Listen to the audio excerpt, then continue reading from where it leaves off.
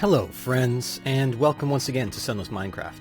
I confess I have so much to do. I don't even. It's so paralyzing, the magnitude of the tasks at hand. I don't quite frankly know how to begin. Night is just beginning to fall, and as you can see, my inventory is totally full because I've been running around doing things.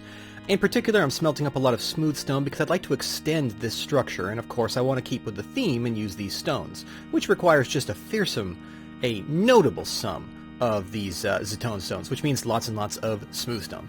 But you can also see here that I have 4 red aura crystals quietly whirling away here. This is perhaps the most interesting thing I'm working on, and it's nearly done. I've saved this last moment just for you. Let's go ahead and turn this on. I've replumbed this, by the way. As you can see, it goes up 1 higher and then distributes. While slightly wasteful in terms of power, this does mean that things tend to waste less overall because it's more balanced. As you can see here, we're wasting less. So this is about to turn over. As you can see, because we've stored... Oh, wow, I haven't seen that actually happen before. Okay, now let's go ahead and close that. Just so that the minimal amount keeps going. So this is a red protection amulet. And if we look over here at the accessories for protection amulets, each one of these essentially works by taking aura crystals of a different type and then putting them together.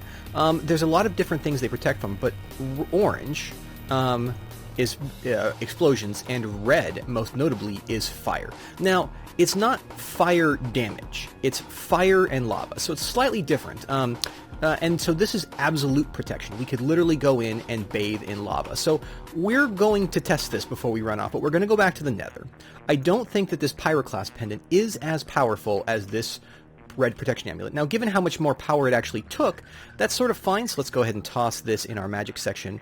And we could probably, toss down another one of these, and maybe another one of these, just to make sure that that's got plenty to work with.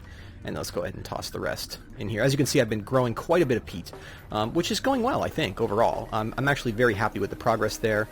We have lots of cotton, all these other things that we're working on, floral powder, and I've extended that chest because we have so many byproducts. Let's just run downstairs.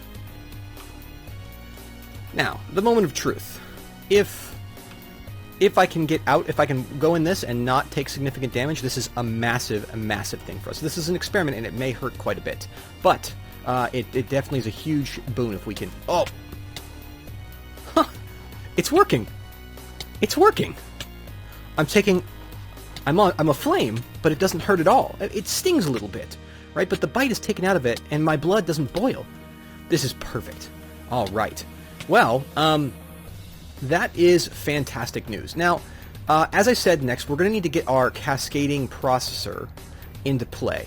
But I do need a couple of things to go forward, so I think we'll do that next, and then we'll focus on something else. There is something really cool I want to show you, though, because this is... Oh, redstone. I need a lot of this for aura cascades, so why don't we just go ahead. Watch out for this creeper here. Right. Oh, get down. I'm always amazed at how hard I hit now. I'm not used to having my body be so robust.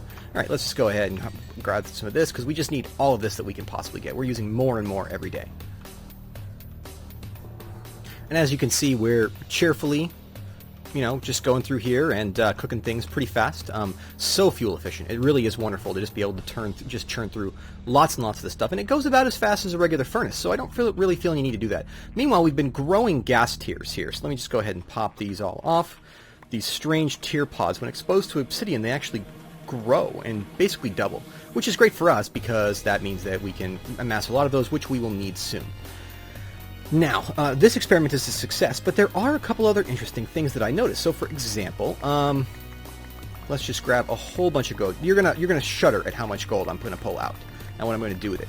But it is exciting. Let's just go ahead and toss this all in here. And let's grab 1, 2, 3, 4 blocks of gold. It hurts my heart a little bit to do this, but you'll see why in just a sec.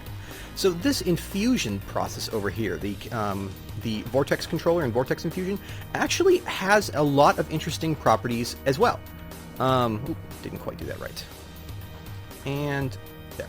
Okay. One of the things that it can do is it can actually transmute things. Let's see. We're going to start falling.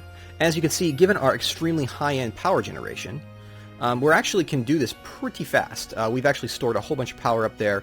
We should turn these engines back on for the rest of their duration and let them run out. That was like 1 block of charcoal for each. Allowed me to do this. Now, we're almost there. And we will be actually transmitting this into a block of diamond, which for us at this stage, while this is an expensive trade, it is, I think, a good one. Boom! There we go. Fantastic. And we can segment this back out into diamonds. Oh, yeah. All right. Well, that has pretty much doubled our diamond output. So we actually, we have basically doubled the amount of diamonds we have, which is good news because we'll need more soon. And that basically is a huge relief for me because, well, we're looking at lots and lots of expenditures. That said, gold is not so common a resource that we can do it. We can also transmute 4 blocks of iron into 1 block of gold. But I don't think that's a very good trade given how precious iron is. Now, it's true that we do have a stack of that, so that'll become 3 stacks soon. And we might actually think about doing that a little bit more for something else that's coming up. But that's not what we're going to do now. For now, what we're going to do is I think we're going to make a little bit of room back around here, move our infinite water source. And, I think we're going to actually try and, well, I mean, we could go through this way, but I just need a little bit more space. Or I could actually, it actually might make a lot more sense to build down a floor. But our next goal is to actually get that cascading processor in play. Because, well, we need it, for a lot of different things. So that is definitely, I think, the next goal. Well, folks, I have actually been hard at work building the area downstairs, which I will show you next. However, first, what I would really like to do is get one last little thing I need, which is sand. I need a bunch of glass to do the next part of our build.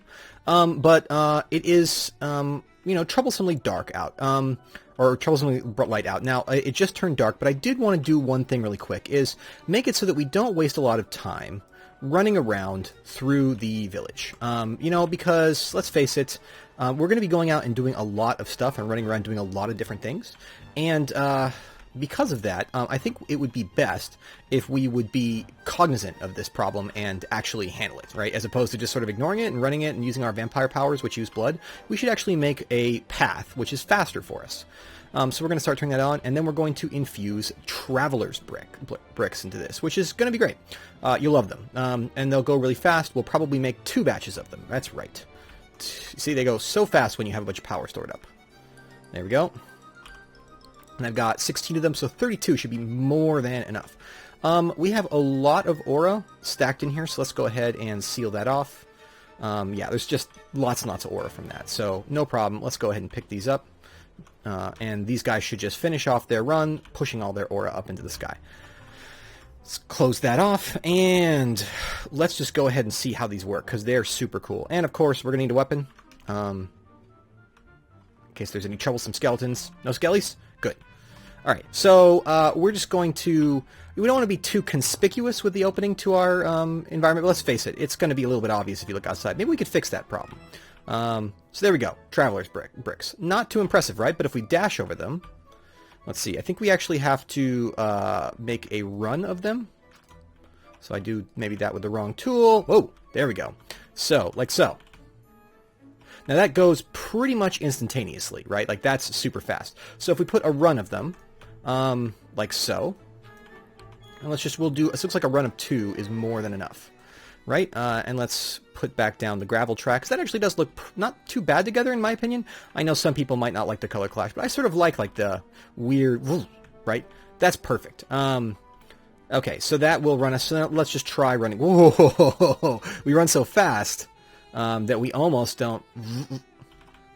All right, so right around here, we'll go ahead and we'll make a track through this using these guys, right? And maybe we could go, and you know what? We could actually do like this, right? Let's just grab the rest of these.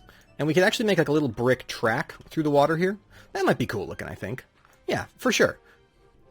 All right, friends, dawn is approaching, but I must be swift. But let me show you how swift I truly am. By running over these bricks, I basically hit this massive boost. I have to work on the alignment a little bit because it worked out. But I mean, you can see, oh, dawn's approaching, so let's get back in. And now I can just fly at pretty ridiculous speeds, right? I mean, it's just like the amount of ground we cover right, is just remarkable. And if you go shooting off the end like that, well, then you really, really get some velocity. So I think that maybe we could use those. That's fantastic.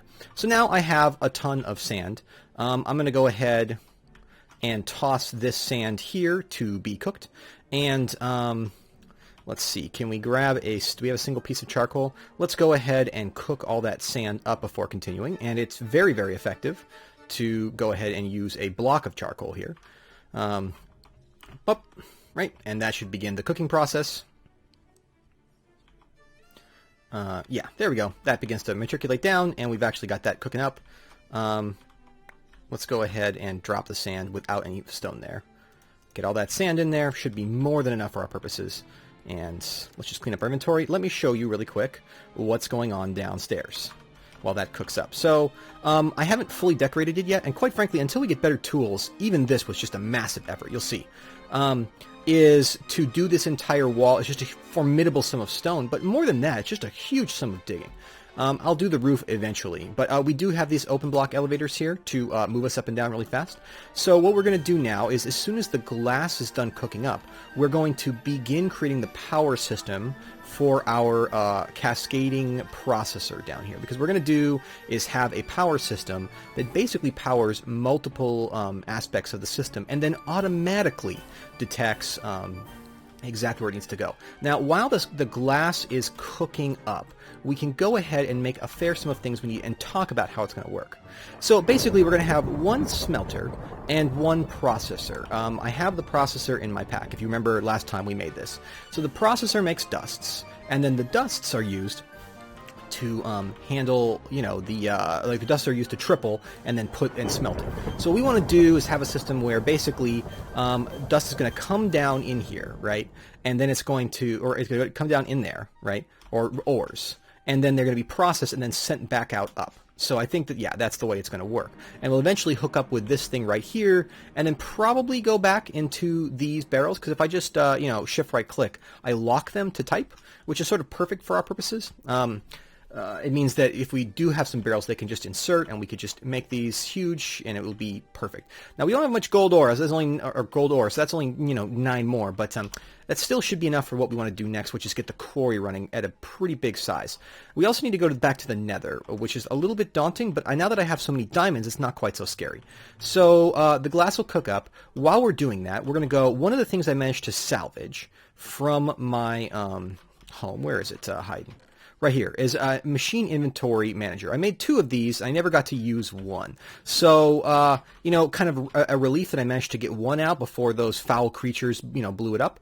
And that should be sufficient for our uses. What we're going to do is probably make another. Well, we only really need one of these for now. But we do need a bunch of the inventory cable that comes with it. So if we look at